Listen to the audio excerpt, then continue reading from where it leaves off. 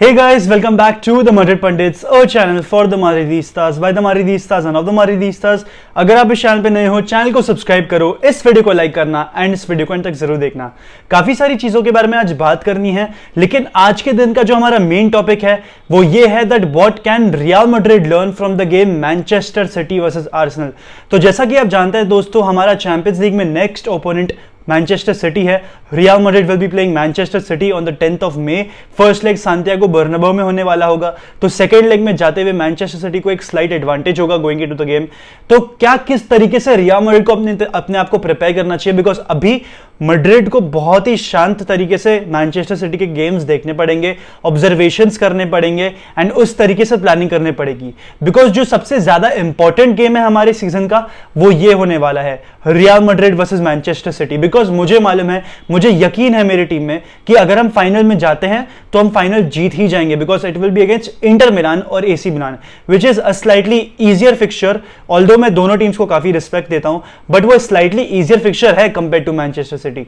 तो real Madrid versus Manchester city, जो कि पिछले साल का भी सेमीफाइनल था, वो ये साल भी सेमीफाइनल हो रहा है and that is going to be the most important fixture of the season. पिछले साल भी यही फिक्सचर था एंड ये साल भी यही फिक्सचर है। तो अपन इसके बारे में पहले बात तो डिटेल में बात करेंगे। तो सबसे पहले बात करते हैं मैनचेस्टर सिटी वर्सेस आर्सेनल की। दोस्तों, अगर आपने मैच को बहुत ध्यान से देखा हो और अगर आप एक रियल मैड्रिड फैन हो खास करके, आप ये समझ जाओगे कि रियल मैड्रिड की तरह ही थोड़ा सा खेल रही थी Manchester city in terms of जिस तरीके से मैड्रिड बिल्डअप करती है, जिस तरीके से हम थिबो कोर्तुआ को यूज करते हैं बिल्डअप में, जिस तरीके से हमारी स्ट्रक्चर होती है, एग्जैक्टली वैसी थी मैनचेस्टर सिटी की। जी नहीं दोस्तों, जिस तरीके से आजकल मैनचेस्टर सिटी बीच में खेल रही थी, लाइक एक मिडफील्ड में बॉक्स क्रिएट कर दिया of 4 midfielders, like not a flat midfield लेकिन एक बॉक्स क्रिएट कर देना ऑफ द मिडफील्ड, जो मैनचेस्टर सिटी बीच में कर रही थी with using Rodri, Gundogan, Bernardo Silva and Kevin De Bruyne, जो बीच में वो चैंपियंस लीग में भी कर रहे थे भाई, वो अब नहीं कर रहे। यहां पर वो एक कंप्लीटली डिफरेंट सिस्टम के साथ गए एंड यहां पर पेप गार्डियोला ने अपनी टैक्टिकल वर्सेटैलिटी हमें दिखाई है। यहां पर हमें बहुत ही क्लियरली देखने को मिला है कि पेप गार्डियोला किस तरीके से सिस्टम्स को इंप्लीमेंट करते हैं एंड किस तरीके से गेम टू गेम सिस्टम में धीरे धीरे वर्सेटैलिटी आती है, धीरे धीरे वो चेंजेस करते हैं। तो यहां पर मुझे पर्सनली पेप गार्डियोला की मैनचेस्टर सिटी एक 4-2-3-1 में दिखी, जहां पर केविन डी ब्रुयने को फ्री कैम नंबर 10 वाला रोल दिया गया था। Erling Haaland obviously being the number 9 he is, ग्रिलिश left wing पे थे और राइट हैंड साइड पे बर्नार्डो सिल्वा थे ऑब्वियसली, एंड डबल पिवट जो थी वो रोड्री और गुंदोगान की थी। अभी यहां पर एक बंदा है जिसकी बात बिल्कुल भी कोई नहीं कर रहा, सब केविन डी ब्रुयने को क्रेडिट्स दे रहे हैं, सब इसके बारे में भी बात कर रहे थे कि कैसे अर्लिंग हालैंड ड्रॉप कर रहे थे डीपर एरियाज में, लेकिन कोई ये नहीं बात करने वाला कि इल्काई गुंदोगान कितने इंस्ट्रूमेंटल है मैनचेस्टर सिटी के लिए इन बिग गेम्स। अगर आप इल्काई गुंदोगान का रोल देखो आज, ठीक है, he was playing in a double pivot and आपको मालूम है Ilkay Gundogan was Pep Guardiola's first signing at Manchester City and ये साल वो शायद से बार्सिलोना जाने वाले हैं। तो मैड्रिड के लिए इवेंचुअली प्रॉब्लम्स आएगी एट बार्सिलोना जब इल्काई गुंदोगान वहां जाएंगे। पहली बात तो वो सिस्टम में डायरेक्टली फिट कर जाएगा, लेकिन उसके बारे में अपन बाद में बात करेंगे। Coming to this game, Ilkay Gundogan had a very instrumental role to allow Arsenal to press them. मतलब आपको पूरे आर्सेनल का प्रेशर को ऑब्जॉर्व करना था एंड एग्जैक्टली मैनचेस्टर सिटी ने बिल्कुल वैसा किया है। वो एग्जैक्टली रियल मैड्रिड के तरीके से खेल रहे हैं, जिस तरीके से हम चैंपियंस लीग में खेलते हैं ना, वैसा ही कहीं ना कहीं मैनचेस्टर सिटी ने कल करा है। दे हैव एब्जॉर्ब प्रेशर, उन्होंने अपने पूरे डिफेंस को खींच के रख दिया ताकि गाब्रियल हेसुस को 2 ओपोनेंट्स को एक टाइम पे प्रेस करना पड़े। तो वो वहां पर 2v1 सिचुएशंस बन रही थी एंड वहां पर बिल्डअप में हेल्प मिल रही थी। तो उसके रिस्पॉन्स में आर्टेटा ने क्या किया, आर्टेटा ने ओडेगार्ड को डिप्लॉय कर दिया। अभी ओडेगार्ड ने प्रेस करा आपके रूबेन डियास को, ठीक है, और गाब्रियल हेसुस चढ़े हुए थे दूसरे सेंटर बैक पे, तो यहां पर 2v2 वाली सिचुएशन हो गई, लेकिन यहां पर मिडफील्ड में सुपीरियरिटी मैनचेस्टर सिटी की तरफ गई, क्योंकि अभी ओडेगार्ड जाके प्रेस कर रहे हैं सेंटर बैक को, तो गुंडोगान एकदम फ्री रोम मिल गया है एंड इसी वजह से थॉमस पार्टी अब जा रहे थे गुंडोगान पे, जो कि बहुत ही ज्यादा फ्री स्पेस छोड़ रही थी ऑन केविन डी ब्रुयने। तो जब ये रूबेन डियास एक लॉन्ग बॉल डालते थे, because obviously man to man situation हो रखी है एंड आर्सेनल ने पूरा प्रेस करके रखा है आपको, तो आपने एक लॉन्ग बॉल प्ले कर दी टू अर्लिंग हालैंड, एक डायरेक्ट लॉन्ग बॉल प्ले कर दी to Erling Haaland. Erling Haaland ने थोड़ा सा ड्रॉप करा है डीपर पोजीशन पे एंड वहां पर केविन डी ब्रुयने ने इन बिहाइंड रन निकाला। केविन डी ब्रुयने ने इन बिहाइंड रन निकाला तो वहां पर ऑटोमेटिकली स्पेस खुल गई, बिकॉज क्योंकि अर्लिंग हालैंड ड्रॉप डीप कर रहे हैं एंड वहां पर सिटी के पास कोई मिडफील्डर नहीं है टू कवर अर्लिंग हालैंड, तो वहां पर एक सेंटर बैक को ऑब्वियसली अपनी पोजीशन से बाहर जाना पड़ेगा। एंड वहीं पर रॉब होल्डिंग जा रहे थे अर्लिंग हालैंड को पूरा ट्रैक करने के लिए, एंड वहीं पर केविन डी ब्रुयना के लिए स्पेस खुल गई। वहां पर जैक ग्रीलिश के साथ 1-2 खेल के केविन डी ब्रुयना पूरा आगे निकल कर वहां से उन्होंने गोल मार दिया। तो एग्जैक्टली यहां पर ना एक बहुत ही अच्छी तरीके से पेप गार्डियोला ने अपने सिस्टम को इंप्लीमेंट किया है, तो you have to give him kudos. एक proper 10 out of 10 tactical performance था मैनचेस्टर सिटी का, एंड यहां पर रियल मैड्रिड को इसको टैकल करना पड़ेगा भाई। Real Madrid have to understand everything which Manchester City are going to do in these remaining games, because आपको कहीं ना कहीं समझ में आ जाएगा मैन सिटी आपके सामने कैसा खेलेगी।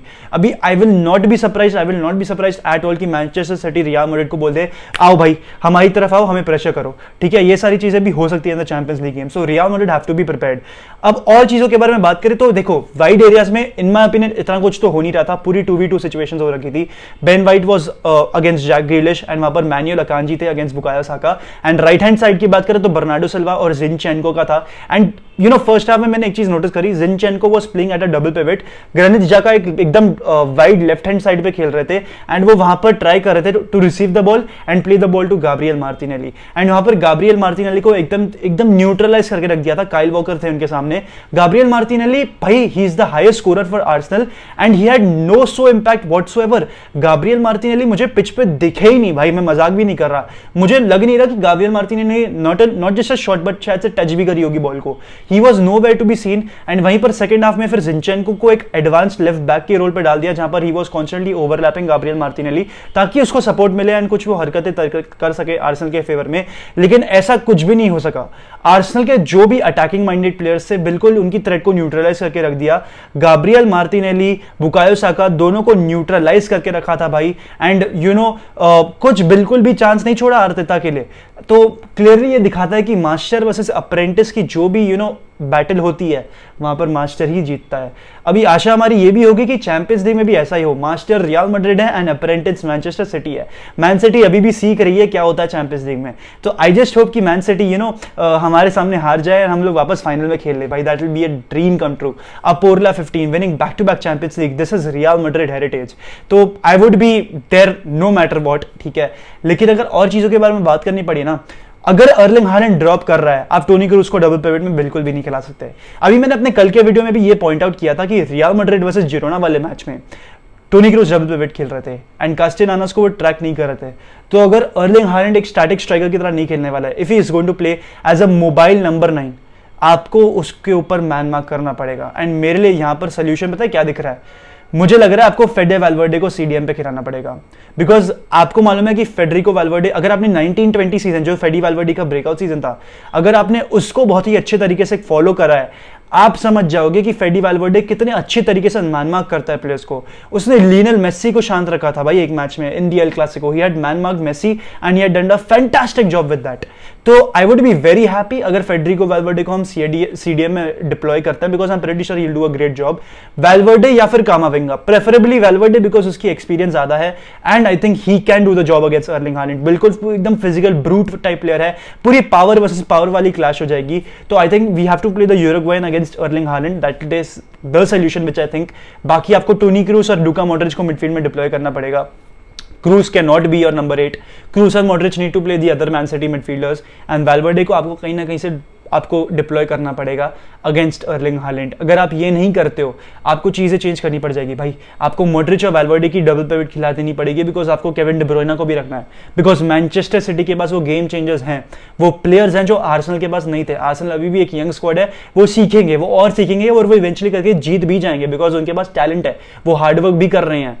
लेकिन मैनचेस्टर सिटी के पास गेम चेंजर्स है भाई, रियल मैड्रिड के पास भी गेम चेंजर्स है। तो मेरे लिए ये एक प्रॉपर 50-50 बैटल होगा जब मैड्रिड मैन सिटी को क्लैश करती है, बिकॉज हमारे पास बेंजेमा है, अगर बेंजेमा गोल नहीं मारा तो विनीशियस गोल मारेगा, अगर विनीशियस गोल नहीं मार रहा तो रोड्रिगो गोल मारेगा, अगर रोड्रिगो गोल नहीं मार रहा तो असेंसियो बेंच में से आके गोल मारेगा। रियल मैड्रिड के पास गोल स्कोरिंग प्रॉब्लम नहीं है, मैड्रिड को मोमेंट्स चाहिए होंगे चैंपियंस लीग में और मैड्रिड कैपिटलाइज भी कर जाएगी। तो honestly I am completely looking for that clash. मैं एकदम डरा सा भी नहीं हूँ, लेकिन मैं बहुत ही इंटरेस्टेड हूँ कार्लो एंचेलोटी किस तरीके से टैक्टिकल वर्सेटिलिटी दिखा के आउटडू करेंगे पेप गार्डियोला को, अगर वो करते हैं तो यही था। बाकी यार फरान गार्सिया अपने लड़के ने बार्सिलोना के सामने गोल मार दिया, जो कि बहुत ही अच्छी चीज़ है। You know Barcelona have lost their game against रायो वैलेकानो। छोटी सी उसके बारे में बात करूंगा, फरान गार्सिया के बारे में बात करूंगा, मैं मैच के बारे में इतना बात नहीं कर रहा हूँ। मैड्रिड फैंस ना बहुत हाइप्ड अप हो रखे हैं कि फरहान गार्सिया बहुत ही ज्यादा एक्साइटिंग प्रोस्पेक्ट है, जो कि वो है। He is better than Ferland Mendy, ये बात हम लोग को पता है। ऑफेंसिवली स्पीकिंग, डिफेंसिवली भी उसकी इंटरसेप्शंस वगैरह सब बहुत अच्छी है। बट एक चीज बता दूं, he is Rayo Vallecano's best player, he will not be Real Madrid's best player. He will be one of those players जो कि शायद से रियल मैड्रिड में शैडो में आ जाए of great players like Vinicius junior, like कामाविंगा, जो कि उसी फ्लैंक पे खेलेंगे लेफ्ट हैंड साइड में उसके आगे। फरहान गार्सिया एक एक्साइटिंग प्रोस्पेक्ट है, डोंट गेट मी रॉन्ग, लेकिन जैसा कि आपको मालूम है कि फुटबॉल में 90% या फिर 85% प्लेयर्स के पास बॉल नहीं रहती, and without the ball Farhan Garcia struggle करता है। Yes, he is a big game player. Yes, he got the goal against Atletico. Yes, he got the goal against Barcelona. Yes, he assisted against Real Madrid. Yes, he's done the impact. लेकिन of the ball Farhan Garcia उतने अच्छे नहीं है, ठीक है। And eight times defensively भी मैंने games में देखा है, he does struggle at times. वो तो मुझे मालूम है कि कार्लो एंचेलोटी उन पे वर्कअप ऑन कर देंगे, लेकिन मतलब मैड्रिडिस्तास को मैं ये बोलना चाहूंगा दैट आपको रिजॉइस करने की बिल्कुल भी जरूरत नहीं है, बिकॉज बार्सिलोना अगर और 2-3 गेम हार जाए तो ही मतलब होगा। अगर एक गेम हार रही है तो उससे कुछ मतलब नहीं होगा। They still got the league, 11 points का गैप है, अभी भी है, तो रिजॉइस किस बात का कर रहे हो? You lost the league, they won the league. So you know, I think we just should suck it up that हम ला लीगा हार चुके हैं। That is the fair way, that's the actual sportsmanship जो मैं दिखाऊंगा, ठीक है। And यही है भाई, यही है आज के वीडियो के लिए। आई होप आपको आज का वीडियो अच्छा लगा हो। प्लीज प्लीज प्लीज लाइक कर देना इस वीडियो को, शेयर करो अपने दोस्तों के साथ अगर तुम कर सकते हो, एंड मैड्रिड पंडित्स को सब्सक्राइब करो। मैं आपसे कल मिलूंगा एक बहुत ही शानदार वीडियो के साथ। हाला मद्रिद, इना दमास, हस्ता एल फिनाल वामोस रियल।